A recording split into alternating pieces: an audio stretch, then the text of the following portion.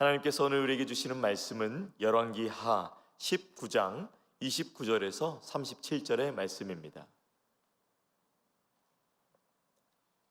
열왕기하 19장 29절에서 37절 말씀, 우리 교독해서 읽으실 때 제가 먼저 읽고 마지막 37절 함께 읽겠습니다. 또 내게 보일 징조가 이러하니 너희가 금년에는 스스로 자란 것을 먹고 내년에는 그것에서 난 것을 먹되 제3년에는 심고 거두며 포도원을 심고 그 열매를 먹으리라. 유다 족속 중에서 아래로 뿌리를 내리고 위로 열매를 맺을지라. 남은 자는 예루살렘에서부터 나올 것이요 피하는 자는 시온산에서부터 나오리니 여호와의 열심히 이 일을 이루리라 하셨나이다 하니라.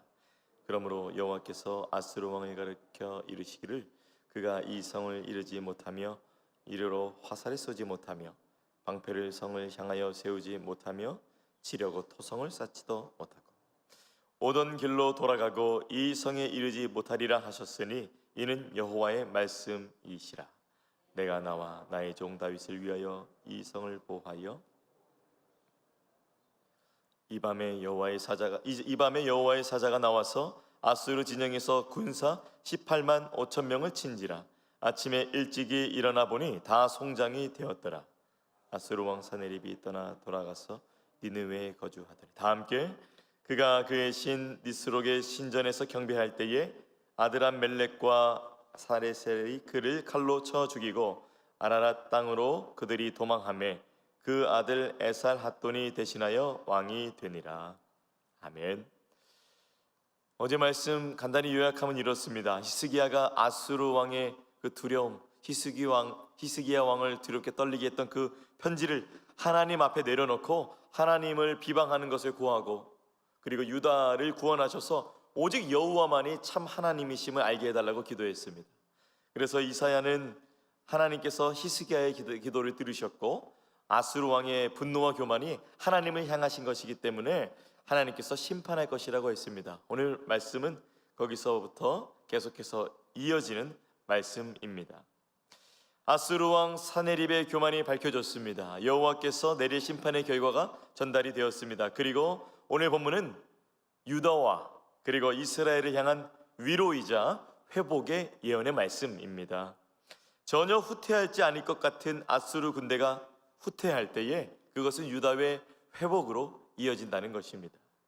여러분, 정말 아수르 군대는 거의 다 먹은 이 이스라엘 유다 땅을 두고 후퇴할 수 있을까요? 후퇴하게 될까요? 정말 하나님은 히스기야의 기도를 들으시고 응답하실까요? 이사야가 하나님의 말씀을 예언한 것 중에 29절에서 31절 말씀을 보면 네 가지의 회복이 기록되어 있습니다. 첫 번째는 백성의 생존에 필수적인 요소들이 회복이 된다고 합니다. 식량이 부족하고 어려움이 있었는데 벗어나게 될 것이고 풍족한 삶이 이 유다 땅에 가득해진다고 합니다. 특별히 자세하게 기록되어 있는데요, 처음 2해 동안에는 사람이 노동하지 않아도 저절로 자라난 열매를 먹을 수 있음을 말합니다. 그리고 세 번째 해에는 백성들이 심고 거두게 된 것이라고 합니다. 이 3년 동안의 점차적인 회복이 있겠지만 2년 동안에는 아주 보장된 회복, 보장된 안전이 이루어진다는 것입니다. 이 말씀을 이렇게 읽기만 해도 제가 다 회복되는 느낌이었습니다. 둘째는 회복은 조금만 이루어지는 것이 아니라 완전하게 충만하게 이루어진다는 것입니다. 저는 이 여러분의 불완전하고 미약했던 모든 영역들이 주 안에서 완전하게 회복되어지고 충만하게 이루어지길 축복합니다. 30절 말씀에 보면 포도원에 가꿀 수가 있게 되고 이 아래로는 뿌리가 깊숙이 내려지고 이 위로는 열매가 많이 맺힌다고 합니다. 너무 기분 좋은 말씀입니다. 그리고 남은 자들은 예루살렘과 시온에서 나올 것이며 왕국도 회복될 것이라고 합니다. 세 번째는 땅과 회복과 백성의 번영은 바로 하나님께서 주신 복이라는 것을 말하고 있습니다.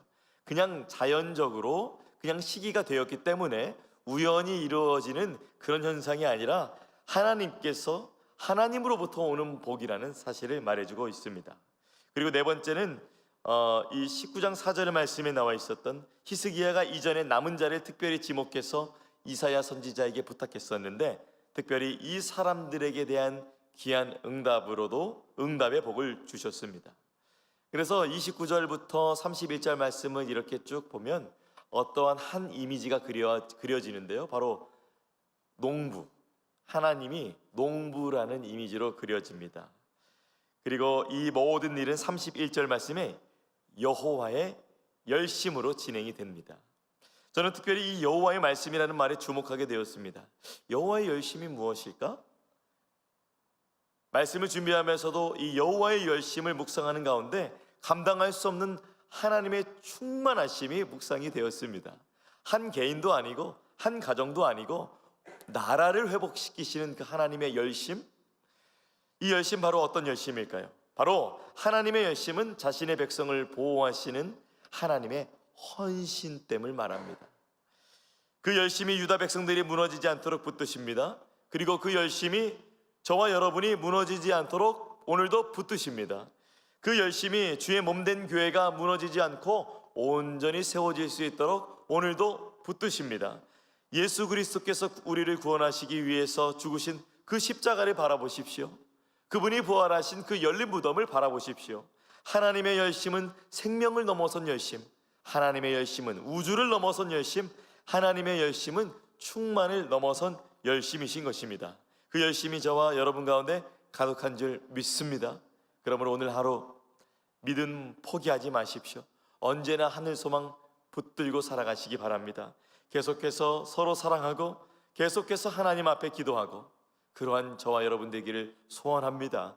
왜냐하면 하나님의 열심은 그분의 백성, 그분의 성도 가운데 오늘도 함께 하시기 때문입니다. 32절부터 34절 말씀을 보니까 히브리어로 로라는 부정어가 5번이나 쓰이면서 사내립이 얼마나 무력한지 강조해서 말씀하고 있습니다. 역사적으로 보면 굉장히 강력한 왕인데 성경적으로 보면 이제 이 아수르의 강력한 대군은 물에 젖은 종이처럼 아주 허약한 존재가 되어진 것입니다. 왜요? 하나님이 나서 주셨기 때문입니다. 하나님이 그 기도에 응답하셨기 때문입니다. 기억하세요. 하나님이 나서지 않으시면 정리할 것이 태산이지만 하나님이 나서 주시면 다 정리되어지는 것입니다. 하나님은 참으로 그분을 믿는 자에게, 그분을 소망하는 자에게, 그분만 사랑하는 자에게 응답하시는 살아계신 하나님이신 것입니다. 하나님은 자신의 이름을 위하여서 나서 주시고 다윗에게 언약한 것을 지키고자 나서 주십니다. 사내립은 산더미같이 준비했지만 티끌만큼도 이루지 못한 채 도망가게 되어집니다. 많이 준비해왔지만 하나도 사용하지 못하게 되는 것입니다. 그러므로 우리가 아무리 곤란해도, 아무리 어려워도, 아무리 힘들어도 우리 함께 예수님 바라보시기 바랍니다. 여러분을 우겨싸고 믿음 잃게 하는 모든 상황과 환경, 내적으로 외적으로 우리를 막 꾸겨 넣으려는, 소망을 잃게 하려는 모든 것에서 그 모든 것들은 이 아침에 힘을 잃고 오직 하나님을 향한 사랑과 충성 그리고 충만이 저와 여러분 가운데 가득하기를 축복합니다. 35절부터 37절 말씀 보니까 또 귀한 말씀 기록되어 있습니다. 이 예언이 성취되어진 것입니다. 35절 말씀 제가 읽어드립니다. 이 밤에 여호와의 사자가 나와서 아스루 진영에서 군사 18만 5천 명을 친지라. 아침에 일찍이 일어나 보니 다 송장이 되었더라. 하나님이 어디 계시냐고요? 하나님이 역사하시겠냐고요? 네, 하나님의 열심이 유다 땅에 나타납니다. 하나님이 나타나시니 모든 것이 정리됩니다. 거미가 나타났습니다. 어디에 나타났을까요? 저희 집 주방에 나타났습니다. 첫째 아이가 물을 먹으러 가는데 이 아이 눈앞에 거미가 나타났다는 거예요. 아빠를 부릅니다. 그리고 아빠가 그 아이 앞에 나타나고 거미와 아이를 대적하고 있는 그 사이에 아빠가 서 있습니다.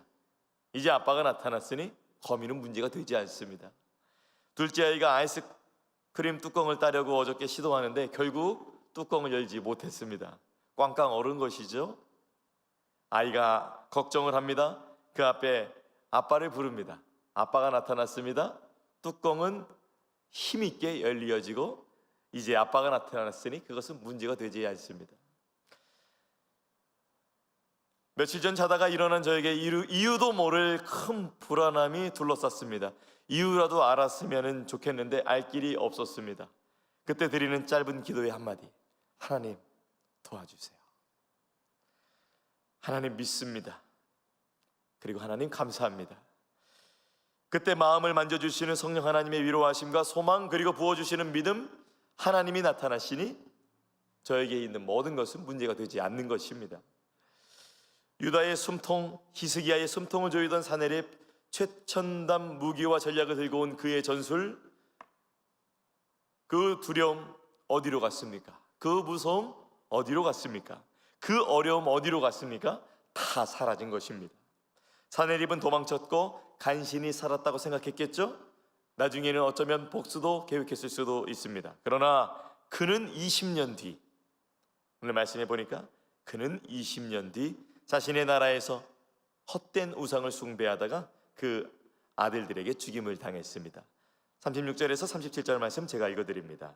아스루 왕 사네립이 떠나 돌아가서 니느웨에 거주하더니 그가 그의 신 니스록의 신전에서 경배할 때에 아드람멜렉과 사레셀이 그를 칼로 쳐 죽이고 아라랏 땅으로 그들이 도망하매 그 아들 에살핫돈이 대신하여 왕이 되니라.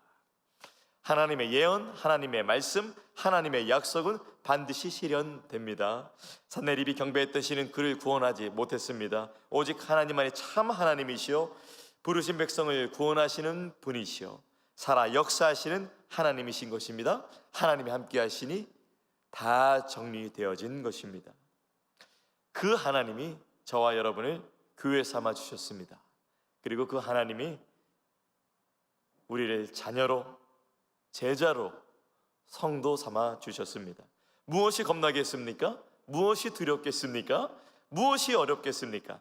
악한 세력은 오늘도 그분의 성도들을 위협하겠지만, 어쩌면 우리가 깜빡 속아 근심하고 낙심할 수도 있겠지만, 하나님은 여러분에게 회복을 주시고 손 내밀고 성령으로 충만케 하셔서 일으켜내어 주시고 온전하게 하여 주시고 그분의 성도답게 살아갈 수 있도록 오늘도 성령으로 함께 하실 것입니다. 특별히 그러한 또한 북미 원주민 선교팀이 될 수 있도록 기도해 주시기 바랍니다. 그러한 여러분의 가정이 될 수 있도록, 우리 교회가 될 수 있도록, 그러한 하루가 될 수 있도록 기도해 주시기 바랍니다. 기도하는 자마다 히스기야가 경험한 하나님을 동일하게 경험하게 되어 가정에서, 직장에서, 사업장에서, 오늘도 세상 살아갈 동안에서 모든 영역에서 승리하는 여러분이 되시기를 예수님의 이름으로 축원합니다. 기도하겠습니다. 하나님, 히스기야를 통하여서 오늘 다시 한번 하나님이 어떤 분이신지를 우리 가운데 깨닫게 하시고 알려주시니 감사합니다. 특별히 오늘 하루 주님 앞에 나와 예배로, 찬양으로, 기도로, 말씀으로 시작한 이 귀한 성도님들 믿음 안에 붙들어 주시옵소서.